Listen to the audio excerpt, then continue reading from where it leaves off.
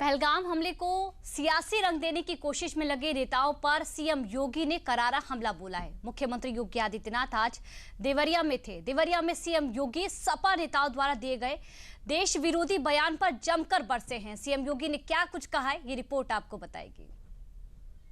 Samajwadi party के नेताओं के बयान किस किस प्रकार के बयान आते हैं, ये पता लगाने में ही कठिनाई होती है कभी कभी कि ये समाजवादी पार्टी के नेता बयान दे रहे हैं या कोई पाकिस्तान का प्रवक्ता बयान दे रहा है। देवरिया की धरती पर सीएम योगी की ये दहाड़ सियासत के आगे देश हित को हाशिए पर रखने वाले नेताओं के मुंह पर करारा तमाचा है।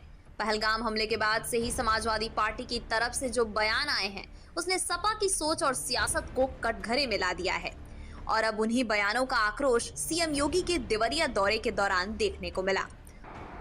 ये लोग जो परिवारवादी हैं, जिनकी सोच केवल अपने परिवार तक सीमित है, जाति का नारा देते हैं, लेकिन जब सत्ता में आते हैं तो तुष्टीकरण की नीतियों की पराकाष्ठा को पूरी करते हुए केवल अपने परिवार के विकास की बात करते हैं, अपने परिवार तक सीमित रह जाते हैं। आपने देखा होगा जब 22 अप्रैल को पहलगाम में पर्यटकों पर हमला हुआ था, आतंकी हमला हुआ था, समाजवादी पार्टी के नेताओं के बयान किस किस प्रकार के बयान आते हैं, ये पता लगाने में ही कठिनाई होती है कभी कभी कि ये समाजवादी पार्टी के नेता बयान दे रहे हैं या कोई पाकिस्तान का प्रवक्ता बयान दे रहा है। ये पता लगाने में ही कठिनाई हो जा रही है। आपने कल समाजवादी पार्टी के एक पदाधिकारी का मुंबई में दिया गया बयान देखा होगा। पहलगाम हमले के बाद से ही सपा पर तुष्टीकरण की सियासत के आरोप लग रहे हैं।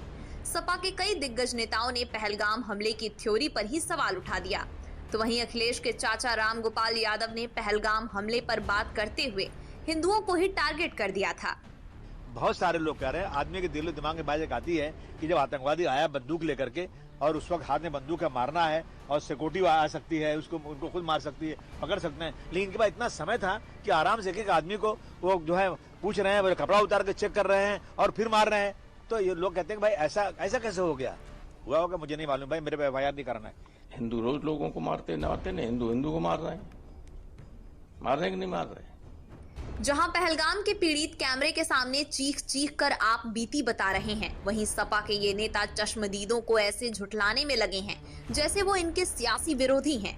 सीएम योगी ने इन नेताओं को भी निशाने पर लिया और इन नेताओं के मुखिया अखिलेश यादव को भी नहीं बख्शा।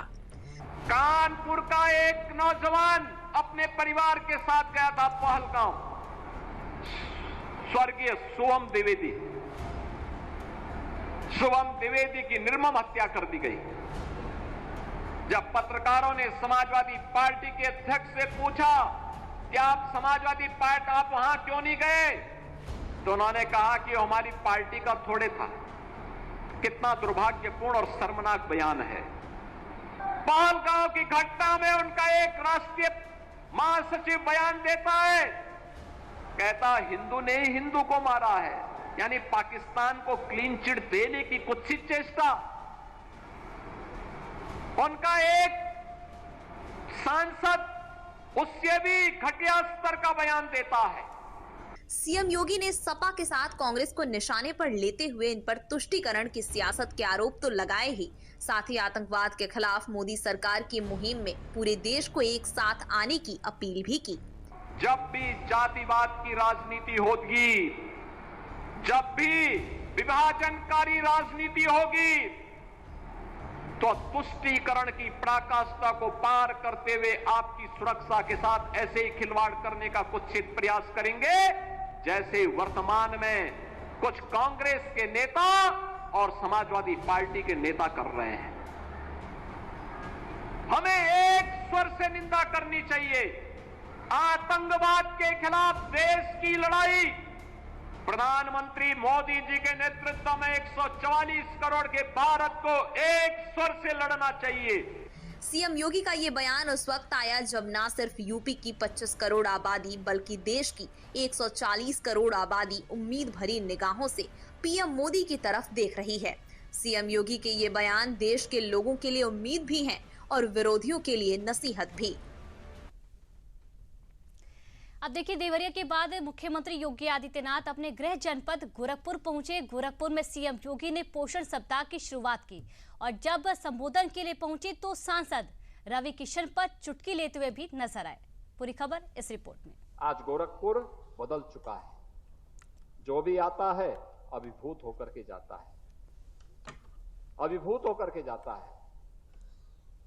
आपने देखा होगा रवि किशन को इस कार्यक्रम में आना था, लेकिन फिल्मों में कहीं फिल्म करने में व्यस्त नहीं लगता है, नहीं आए, क्योंकि यहां पे अब इतनी फिल्में बन रही हैं कि जो भी यहां एक्टिंग करने लग जाएगा उसको फिल्मों की अंबार लग जाएगी।